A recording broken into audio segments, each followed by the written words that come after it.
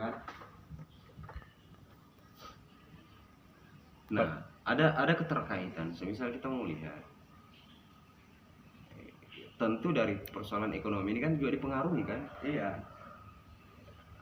Keterkaitan antara yang akan diuntungkan itu semisal pelaku-pelaku ekonomi juga, penjual ini masker lah dan sebagainya. Satu, pihak farmasi. Nah, pihak farmasi itu juga akan diuntungkan.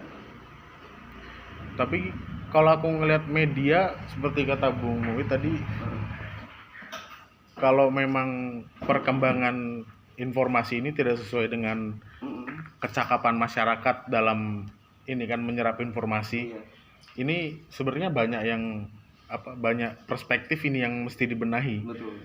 Kalau secara outputnya di sosial media yang saya lihat, orang tuh punya alat sosial tapi tidak punya kemampuan sosial. Betul. Jadi ada analisisnya. jadi kayak simpelnya kalau misalnya kita di sosial media entah di YouTube ataupun di Instagram, seseorang mau mengekspresikan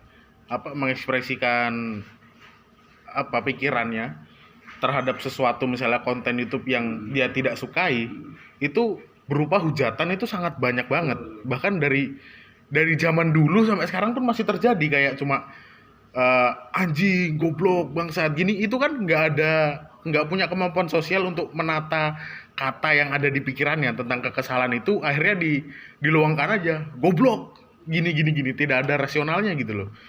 Jadi kan kalau menurutku sebenarnya hoax itu kenapa terjadi? Karena itu hoax itu kan sebenarnya apa ya? Yaitu bisa dibilang kegagalan Sama halnya masyarakat. dengan adalah seseorang yang menginisiasi atau boleh jadi timbul karena daya kreativitasnya,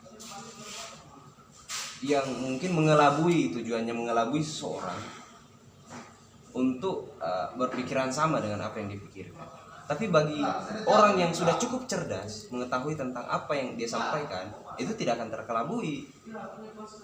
Nah, sehingga hoax ini terjadi, informasi yang bertebaran yang kita tidak saring dengan baik, kita sebar,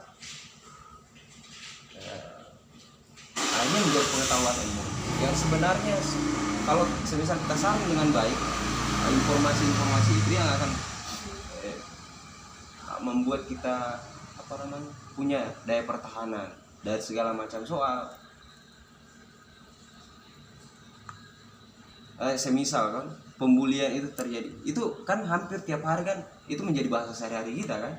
Semisal anjing kamu, biasa. Tapi pada saat masuk ke dalam media sosial itu kok kita menganggap bahwa hal itu Seperti lumrah gitulah. Seperti hal yang menjijikkan. Padahal hampir tiap jancuk kamu, ya. Tapi pada saat kita lihat di media, apa yang bilang kok nggak sopan kayak gini, padahal itu adalah bahasa sehari-hari. Iya kan? Ya menurutku seperti itu. Ketidakmampuan perkembangan teknologi ini tidak diiringi oleh peningkatan kemampuan berpikir manusia. masyarakat. Itu Ya, karena gini Bung, kalau saya menganalisisnya gini. Karena manusia itu kan memang pada dasarnya kan sekali dibuat kecewa maka kecewa lah seterusnya. Kan seperti itu kan. Jadi mungkin suatu berita itu dia menyebarkan berita dan menurut dia tidak rasional maka dia timbul kekecewaan. Contoh seperti kita sedang serius melihat video gitu kan, tiba-tiba kayak ada suara desa-desaan itu kan, ada kan kadang-kadang gitu kan. Nah, itu kan sudah pasti buat kecewa kan. Nah, langkah selanjutnya mereka itu pun menganalisisnya dari komentar-komentar, apalagi ditambah dengan hoax, maka ditambahlah tidak percaya mereka itu. Kalau saya itu. Jadi ini antara informasi yang berterbangan pun banyak yang hoax, jadi menyebabkan masyarakat ini tidak percaya kepada pemerintah tentang informasi yang diberikan oleh pemerintah. Jadinya timbul kekhawatiran dari masyarakat ini karena memang kekhawatiran ini udah dipupuk dari dulu, dari ketidakpercayaan pada media, dari mungkin kita bisa dilihat kalau media ini merupakan dari satu pihak memandang ini baik, dari satu pihak memandang ini tidak baik. Nah, ini kan dari sini apalagi waktu-waktu pemilihan presiden itu ini kan subjektif banget, bukannya berita itu harusnya nyata dengan substansinya media, tapi dijadikan alat untuk pilpres. Nah, apa namanya? Ya, menurutku sebenarnya kan apa? Ya, sifat dari media ini juga yang penting kita ketahui, bahwa dia ternyata dalam satu sisi terkadang itu dia mengeksploitasi rasa penasaran seseorang. Jadi terkadang yang dimunculkan itu adalah judul kan. Iya. Akhirnya kita terpancing untuk Iya, membacanya. Nah, itu kan salah satu teknik dari media, dan itu tidak ada salahnya kelirunya. Hanya kita yang langsung terpancing, langsung melihat, atau langsung menyebar tanpa itu. Nah, ini kan sebenarnya bersamaan dengan era post-truth ini atau pasca kebenaran di mana masyarakat atau manusia ini sudah tidak lagi percaya dengan kebenaran. Orang tidak lagi percaya dengan dokter, Iya. orang tidak percaya lagi dengan ilmuwan dan segala hal. Ya, karena itu tadi penyebab faktor pertama tadi itu memang penyebabnya sifat itu. dasar manusia itu kan. Faktor penyebabnya itu. Nah, ternyata semisal di Amerika salah satunya itu pada saat pilpres, bahwa kebohongan yang diucapkan, ujaran kebencian yang diucapkan oleh Donald Trump ternyata itu tidak mengurangi kepercayaan publik kepada Donald Trump. Padahal kebohongan yang diucapkan ke apa namanya, Bisa dibilang kejelekan. kebencian bahkan disambut baik oleh warga setempat. Ini fenomena yang nyata. Berarti daya verifikasi kita atau daya untuk memastikan kebenaran itu tidak berfungsi lagi. Kita lebih mempercayai sesuatu hal yang sifatnya sensasi ketimbang yang sifatnya substansi. Ini media ini di sini. Nah, di situ. Nah kan, media hari ini tuh mengeksploitasi kesadaran kita. Semisal apa ya? Sehingga kita mudah marah, kita mudah mengecam ini. Semisal kemarin agama lah.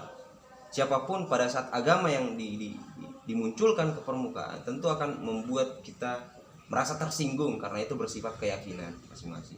Nah, kapan itu yang disentil, itu akan membuat kita mudah marah. Tidak berpikir rasional apakah betul atau ini, tapi langsung kan bereaksi secara langsung.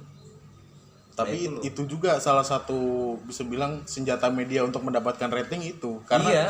jika ada hal sensitif yang diungkapkan ke masyarakat umum atau ke publik, ini pasti akan mendapatkan rating yang tinggi ini. Tapi ini benar atau tidaknya itu sekarang jadi abu-abu bisa dibilang gitu. Nah. Tidak jelas kebenarannya itu. Nah, menurutku ya ini juga sebenarnya langkah verifikasi dari warga setempat itu penting. Media itu sifat dasarnya seperti itu kan. Nah, itu yang harus kita ketahui, media bagaimana. Oh, ternyata dia dalam satu sisi itu untuk apa namanya, sebuah metode untuk memancing kita untuk apa, membaca di setiap konten-konten yang dia sediakan itu melalui itu. Judul awalnya bahwa ini kita terheran, buka langsung kan, ternyata seperti ini. Hampir saya salah, andai saya sebar ini akan menjadi pengetahuan publik. Kebanyakan kita yang mungkin bukan mahasiswa, yang malas-malas baca lah semisal, itu langsung men-share, hanya melihat judulnya saja Tanpa diklarifikasi dulu.